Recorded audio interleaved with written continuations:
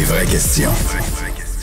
Alors, l'Assemblée nationale va être réunie dans une quarantaine de minutes. Les députés qui sont appelés pour une session spéciale pour adopter justement une loi spéciale envers les médecins. Marc Ranger, ex-directeur québécois du syndicat canadien de la fonction publique, a une longue expérience, oui, des négociations, mais aussi parfois de lois spéciales. Bonjour Marc. Bonjour, je pensais prendre ma retraite, mais c'est pas terminé encore. Dans le cas des médecins, on n'a pas eu beaucoup de lois spéciales. Il faut remonter en fait à la création de l'assurance maladie qu'on leur a imposée par loi spéciale au début des années 70. Oui, puis même quand on regarde les 2 dernières années, je disais que le gouvernement a négocié les 3 dernières années avec ses 600 000 employés de l'État. Il y avait des occasions où il aurait pu passer une loi spéciale dans le sens qu'il y avait une tension maximale, la FAE, des grèves, etc. Et je voyais qu'il le faisait pas. On dirait qu'il voulait se dissocier de ce qui s'était fait par les autres gouvernements. Le premier ministre Legault aime bien ça, dire qu'il se dissocie de ce qui s'est fait avant.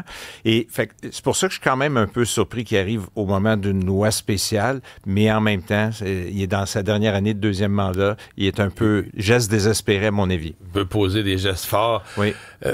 Ceci dit, compte tenu de la gravité d'une loi spéciale, de la sensibilité, de la colère des médecins, hier, je disais, est-ce qu'on pourrait avoir une entente en pleine nuit? Hier, Gaétan Barrette me dit Mario, l'entente, elle pourrait avoir lieu dans la journée aussi. C'est pas parce que les députés ont commencé à discuter de la loi spéciale. Tant qu'elle n'est pas votée, ça négocie encore. Ton expérience, est-ce qu'on pourrait négocier encore aujourd'hui? Oui, il pourrait y avoir encore des discussions. D'ailleurs, juste avant de rentrer en ondes, je regardais le communiqué d'hier de la FMOQ qui disait, même avec l'adoption de la loi spéciale, là, je lis pas exactement le texte, mais même avec ça, il y a encore des étapes. Donc, on est capable de se parler. Mais en même temps, il soulignait, on tient à un arbitrage pour régler le différend.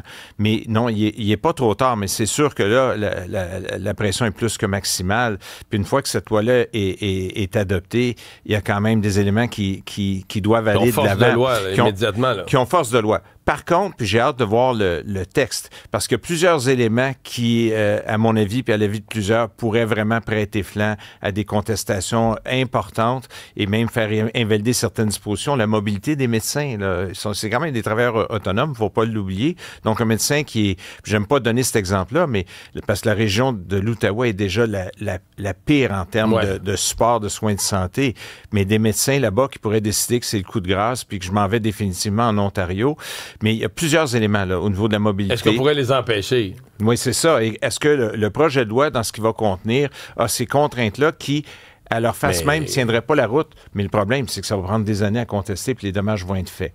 Mais pour répondre à votre question de départ, oui, il pourrait y avoir des discussions dans la journée puis qui pourraient faire en sorte peut-être d'atténuer des impacts. Il peut y en avoir. L'autre question, advenant une loi spéciale, c'est, bon, par exemple, la loi, là, ce qui est certain, là, un des articles qu'on devine, c'est qu'on va imposer le retour à l'enseignement. On va dire le moyen de pression utilisé, le cesser l'enseignement. Les médecins spécialistes vont être obligés de retourner à l'enseignement, ou en tout cas, défier une loi spéciale, c'est parce que là, pour en avoir vu plusieurs, là, on va mettre aux dirigeants syndicaux, au syndicat lui-même, à toute personne récalcitrante, des amendes. On s'attend à quoi? Est-ce qu'on va oser faire ça avec les médecins, quand même, leur mettre des amendes à coût de milliers de dollars? Bien, c'est drôle parce que je ne mentionnerai pas, mais j'ai été contacté hier en fin de journée par une association. On sait que la FMSQ, donc les Fédérations des médecins spécialistes, c'est 36 associations différentes. Puis justement, on me parlait de toute la question de l'enseignement. Premièrement, ils sont sonnés par le projet de loi qui s'en vient, puis les mesures, puis surtout l'imposition de leurs conditions de travail alors que c'est des travailleurs autonomes. Mais on m'a aussi souligné l'aspect de l'enseignement pour dire, nous, souvent, c'est accessoire, l'enseignement, et on se sent pas obligé de le faire, mais c'est une charge de plus.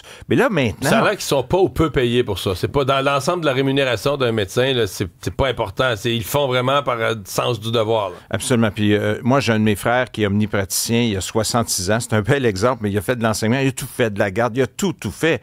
Et puis, lui, dans une position où, justement, il pourrait prendre une décision pour lui-même par rapport à ça. Mais il me disait que l'enseignement, pour lui, c'était pas payant. C'était un plaisir, par contre, de pouvoir communiquer, transmettre le savoir, préparer la relève. Lui, il adorait cette expérience-là.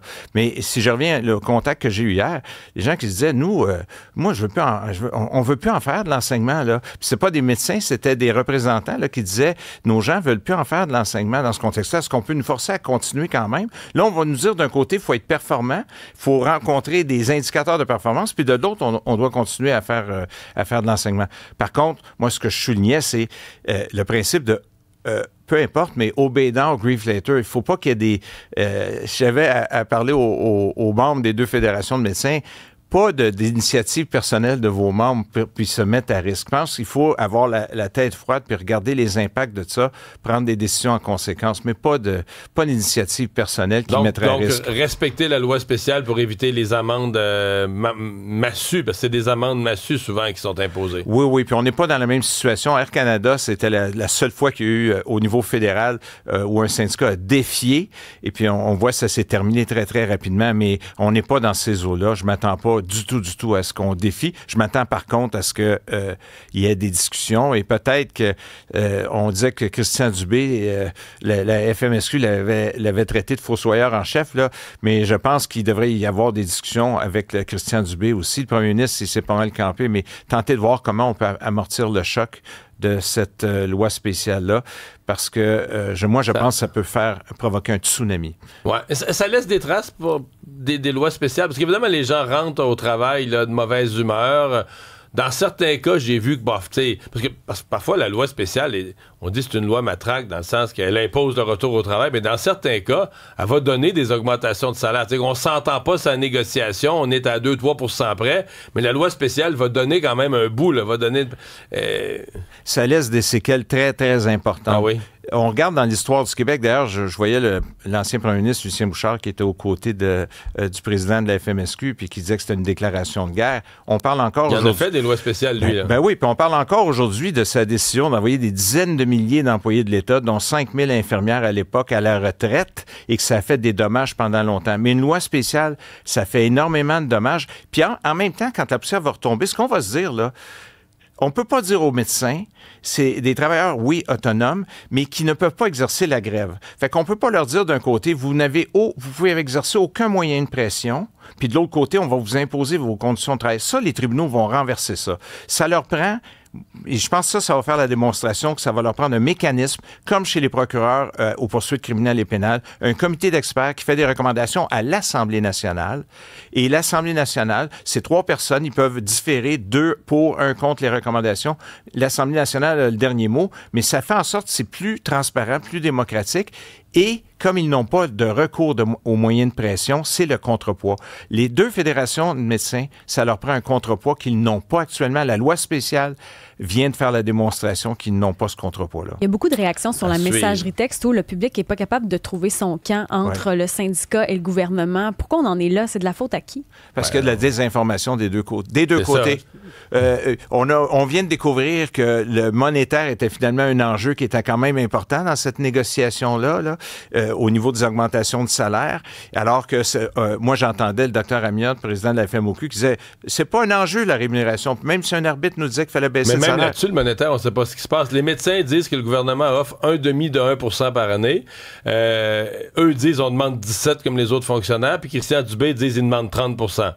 Fait que, nous, le public, on ne sait pas, la vérité est où dans tout ça. Puis là, ce qu'on entend, c'est que ce serait la FMOQ qui demande 30 parce que du côté de la FMSQ, ils demandent ce que le secteur public a eu, 17,4 qui viendrait compenser pour la baisse des indicateurs de performance, moins 15 là. Fait que ce serait comme un jeu. Fait que, est-ce qu'il y a quelque chose qui va discuter de ce côté-là? Bien, c'est ça que je déplore.